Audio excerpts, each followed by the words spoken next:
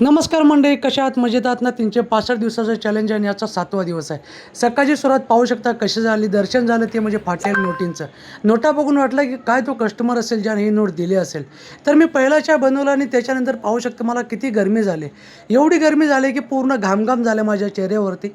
आणि म्हटलं चला आज काही करून दुपारची चहा ही विकासलाच बनवा देणार मी. आणि विकास आणि सोन्या हे दोघंजणं त्यांची तयारी करत होते, कारण त्यांचं काम असते मी जी चाय बनवलेली असते ते भांडं व्यवस्थित धुवून ठेवायचं. कारण भांडी जेवढी आपण चांगली धुवू ना तेवढं नीटनेटकंपणा आणि क्लीन राहतं. हे पंढरीनाथ चाय या आपल्या फ्रँचायझीचं आपण बघा अशा प्रकारे हे कार्ड बनवलेत जेणेकरून जवळच्या असलेल्या कंपनीमध्ये बल्क ऑर्डरसाठी आपण त्यांना देऊ शकतो. आणि बऱ्यापैकी आपण स्टार्ट केलं आहे. मी बोलल्याप्रमाणे दुपारची चाय विकासलाच बनवायला लावली. चेहरा त्याचा उतरला होता, परंतु त्याला बोललं बाबा काही कर पण ही चाय तुलाच बनवायची आहे, कारण सकाळी मला खूप गरमी झाली होती.